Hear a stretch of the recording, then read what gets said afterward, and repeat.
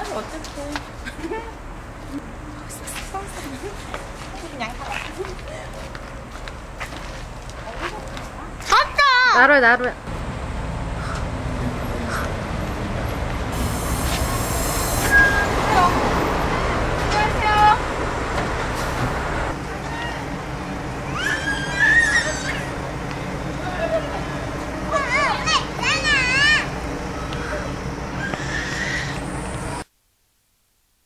같은 게 어떻게 나눠진 거고 왜 1학년 하게 되셨는지. 제가 작년에 3, 4학년을 했어요. 잠깐 스톱. 네.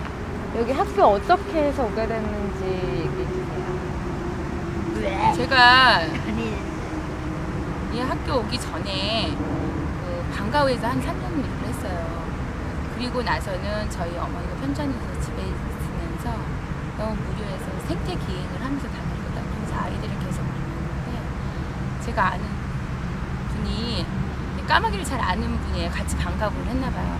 그래서 그분이 그 가천에 무지개 학교가 생기는데 선생님을 하면 어떻겠냐고 저희가 왔더라고요. 그래서 망설였어요. 아이들이 어리고 그래서 아직 우리 작은이를 돌봐야 될 것 같다 생각했는데 의외로 우리 아들이 저기 엄마 나이도 있고 또 자기 검도도 하고 싶은데 돈 좀 벌어오라고 솔직한 얘기인 것 같고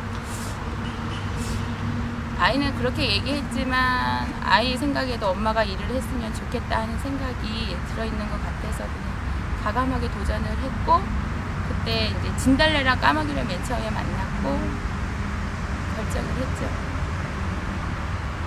뭐 뚜렷하게 뭐 대안교육에 대한 무슨 큰 꿈이나 뭐 그런 각오 있이 시작한 게 아니라 그냥 내 일을 찾겠다 해서 들어온 데가 대안학교예요. 근데 되게 쉬운 선택이 그런 것 같은데 또 막상 와보면은 되게 막 일이 많고 그렇지 않나요? 그래서 저는 여기 와갖고 제일 힘들었던 게 뭐냐면 밤늦게까지 회의입니다. 그래서 저는 면접 때도 그렇게 얘기했거든요. 저는 회의를 너무 싫어해요. 왜냐면 그 방과후에서 일할 때 너무 회의가 길어갖고 아이 키우면서 너무 힘들었기 때문에 회의는 너무 싫다. 근데 역시 회의가 많고 그래서 그게 맨 처음에 이 학교에 왔을 때는 집이 광명이었거든요. 그래서 너무 힘들었어요. 출퇴근을. 그래서 그때 남편이 많이 도와줬어요. 남편이 새벽 1, 2시까지 차 안에서 기다려줬어요. 그래서 태우고 다시 가고. 그래서 회의가 많아서 힘들었고 또 학교 문을 연 뒤에는 아이들이 제가 생각한 것만큼 천사가 아니더라고요. 그쵸. 나 정말 와가지고 왜 이렇게 아이들이 나쁠까 막 고민 너무. 그래서 아니 뭐 대안학교 애들이 이렇게 못됐냐 그런 생각 많이 했어요. 그래서 작년에 굉장히 힘들었거든요. 작년에 제가 3, 4학년을 맡았어요. 제가 방과후에서 만나던 아이들을 생각하고서 그냥 3, 4학년을 덜컥 맡았고 진달래는 공동육아에서 올라와서 어린애를 만났잖아요. 그래서 진달래가 1, 2학년을 그냥 생각 없이 맡았는데 그러니까 반대로 의외로 진달래는 1회 고학년에 맡고 저는 고학년이 감당이 너무 힘들더라고요. 작년에 굉장히 힘들었고 머리가 반백이 됐어요. 작년에. 근데 그 방과후는 뭐 잘 모르거든요. 그 어떤 거예요? 초등학생들. 네, 초등학생 방과후인데 그 방과후가 좀 특이해요. 공단 지역에 있는 빈민 지역 방과후인 거예요. 그 학원도 못 보내고 그 가정 형편상 엄마 아빠 둘 다 맞벌이고 그러니까 공장 다니는데 돈은 없고 그러니까 아이들이 그냥 길거리에 방치되는 거예요. 그래서 그 지역의 목사님께서 그 아이들을 맨 처음에 어렸을 때는 봐줬는데 학교를 가다 보니까 어린이집에서 받을 수도 없고 그래서 방과후라고 초등학교 다니는 애들이 학교 끝나고 오는 공부방 비슷한 걸 만든 거예요. 그래서 아이들 숙제 봐주고 공부는 많이 안 해요. 숙제 봐주고 그리고 아이들 공부 조금 가르치고 노는 거죠. 그러니까 보육시설입니다. 그렇지. 빈민지역. 잠깐만요. 방과후 했던 거랑 지금 하는 거랑 어떤 점이 달라요?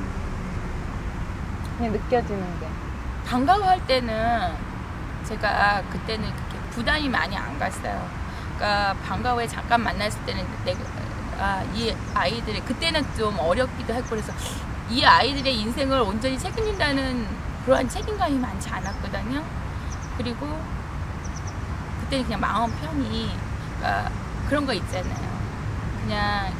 그냥 봐주기만 해도 좋은 아이들. 그래서 그냥 같이 놀기만 해도 되는 아이들. 그래서 그냥 마음껏 놀았는데 나 학교라는 틀에 갇히다 보니까 대안학교도 학교라는 틀에 갇히다 보니까 굉장한 책임감이 막 느껴지는 거예요 스스로. 그래서 뭔가 이 아이들의 인생에 있어서 큰 위치를 차지한 것 같은 그러한 것 때문에 굉장히 작년에는 힘들었어요. 그러니까 그러한 그 책임감이 좀 다른 것 같아요. 아이들을 만났을 때 마음가짐. 근데 처음에 원래 이렇게 아이들을 좋아하셔서 방과후랑 이런 것들을 하게 되신 거예요? 아이를 좋아한 게 아니고요. 제가 정이 많아요. 그래갖고 그 아이들 그 얘기를 듣고 그러니까 목사님이 제의를 해오신 거예요. 공부방이 네가 이 애들을 봐주면 어떻겠냐. 근데 이렇게 이러한 사정이 있는 애들이다. 딱한 애들이니까 와서 좋은 일을 하라. 그래서 거절을 못한 거예요. 그래서 그러니까 뭐 맨 처음에는 애들이 예쁘다 뭐 그런 생각 없이 그냥 가갖고 일을 하다 보니까 이뻐지더라고요. 그리고 그리고서는 제가 결혼도 하고 애도 낳잖아요. 키우다 보니까 애가 점점점 더 이뻐지더라고요. 그래서 지금은 애를 이뻐하죠. 근데 맨 처음부터 이뻐서 시작한 거는.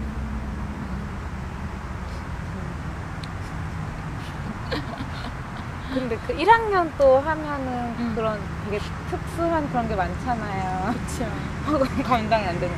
그냥 그런 1학년 아이들하고 지내는 건 어때요? 작년에 비해서 지금은 편하고, 그러니까 저도 이제 학교라는 거에 이렇게 안정화돼 가는 단계이고, 그리고 아이들이 어리다 보니까 그냥 저도 좀 편하고, 그리고 그 작년 같은 경우는 공교육에 있다가 온 애들이라 그걸 풀어내는 시간이 굉장히 길었고 굉장히 격렬했고 그래서 견디기가 제가 힘들었는데 1학년은 그런 게 아니잖아요. 그냥 학교 모르고 그냥 그대로 이렇게 올라온 애들이기 때문에 이래 편하죠 지금. 그래서 어린이고 그리고 그냥 지금은 내 자식이다. 그래서 10명 더 넣었다 자식을.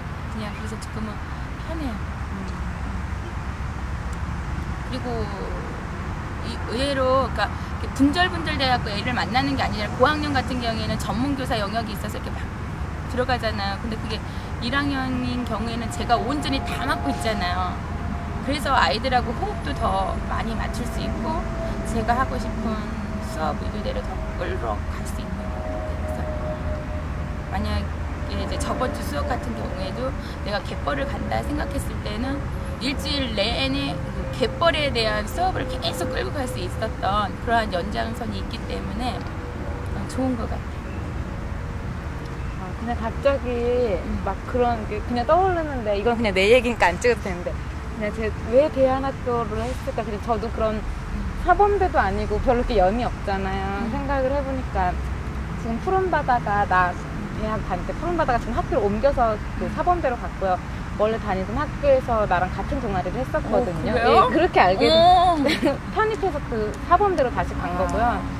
근데 푸른바다가 막 그런 것들을 알아가고 대안학교 이런 걸 알아가고 그럴 때 남한산 초등학교를 갔었어요. 근데 그때 거기 선생님 어떤 분이 소개를 받았을 때 학교 설명 듣고 같이 얘기를 하고 그랬는데 그 선생님이 막 그런 얘기를 하더라고요. 그러니까 선생님이란 직업이 되게 쉽게 하려면 한없이 쉽고 또 어렵게 하려면 한없이 어려운데 그냥 아이들하고 그냥 그 선생님이 그때 그 표현이 너무 이상하다 생각할지도 모르겠지만 덧붙이면서 아이들하고 되게 정신적으로 교감을 한다고 그런 생각이 들 때가 있대요. 그냥 그런 희열을 한번 맛보면은 그만둘 수가 없다고 막 그냥 그때 남한산 학교 갔던 거가 되게 인상적이었던 것 같아요. 그냥 근데 지금은 아이들이 너무 나쁘고 그래. 지금 근데 이제 이 아이들이 많이 안정화된 모습이 작년엔 더 격렬했고 근데 이제 그만큼 아이들이 억눌렸다는 생각이 들거든요. 그래서 이제 그것을 풀어내는 과정에서 자기의 그 기본적인 그 욕구를 발산하는 단계에 있어서 주변을 안 보고 그거에 대한 온통 쏟는 것 같아요. 그래서 그런 얘기를 하는데 극에 있다가 다시 극을 가면 중간으로 다시 가고 많이 좋아졌다. 지금은 많이 이쁘거든요. 아이들이. 근데 궁금한 게 있는데요. 그 1학년, 1, 2학년, 1학년이랑 많이 다르시다고 했잖아요. 그러니까 그 공교육에 있다 온 아이들인데 그게 정말 많이 차이가 나나요? 그러니까 이미 학교를 그렇게 다니던 아이들이랑 그 처음 시작을 같이 한 아이들이랑 어떤 식으로 어떻게 많이 차이가 나나요? 맨 처음에 온 아이들은 그러니까 그 어른에 대한 신뢰가 없는 거예요. 그러니까 워낙 이렇게 많이 이렇게 해서 신뢰도 많이 있고 그리고 그래서 어른이 뭔가 얘기했을 때 그거를 잘 압니다. 그래갖고 다 반대로 거부 반응으로 나타나는 거예요. 그래서 우리 뭐 이거 할래? 그래. 싫어. 내가 왜? 이러한 식으로. 그래서 수업을 할 때도 이 수업이 이만큼 준비해 갔는데 우리 이거 하자. 그러면 왜 이거 해야 되는데? 재밌어? 안 해? 이런 식으로 굉장히 이렇게 도드라지게 이렇게 거부를 팍팍 하는데 그리고 자기 그러니까 다른 사람을 이렇게 보는데 다른 사람이 이렇게 보는 게 이게 안 되는 거예요. 자기 혼자 자기 거 챙기기 너무 급급해갖고 작년 들살이를 갔는데 봄 들살이를 갔는데 완전 굉장히 피크였어요. 그때가 너무 힘들었던 게 뭐냐면 막 그때 17명이 갔는데 17명이 제각각 다 자기 소리만 내는 거야. 뭘 하나 작업을 해도 왜 나는 한 번 좀 나는 그래갖고 이 몸이 진짜 17개로 나눠졌어야 되는 그러한 상황이었는데 지금 1학년 같은 경우에는 그러한 게 없는 거죠. 어른에 대한 그러한 그러니까 불신 그런 게 없고 그냥 있는 것 같아요. 맨 처음엔 약간 경계를 하지만 잠깐 돌리고 나서는 아이들이 금방 같이 이렇게 호흡이 있고 그래서 뭔가 하자 그랬을 때도 싫어 잠깐 그냥 반항으로 장난소리 했다가도 이렇게 따라가는 그런 게 너무 좋은 것 같아요. 그래서 가끔가다 진달래랑도 그런 말을 하는데 우리 학교 맨 처음 열었을 때 우리 학교를 이렇게 문화를 온전히 가기 위해서는 1학년부터 시작했어야 되는 거 아니에요. 중간에 이렇게 학년 받아들이기 너무 힘들지 않았을까 그런 생각이 들어요. 다르더라고요. 아이들이 받아들이는 모든 면에 있어서. 야씨. 네. 그런 것도 달라요. 좀 주체적이라는. 그래서 뭔가를 하라고 줬을 때 아이들이 이 선택을 못해요. 공교육에 있던 애들은 항상 이렇게 학교에서 이렇게 했던 대로 그렇게 하니까 하고는 싶은데 잘 몰라요. 근데 1학년 같은 경우는 뭐 하자 그러면 알았어. 뭐 별다른 설명 없어도 어린애들이지만 그게 그냥 이렇게 나가요. 공교육에서 여지껏 16년이 있었나? 있잖아요.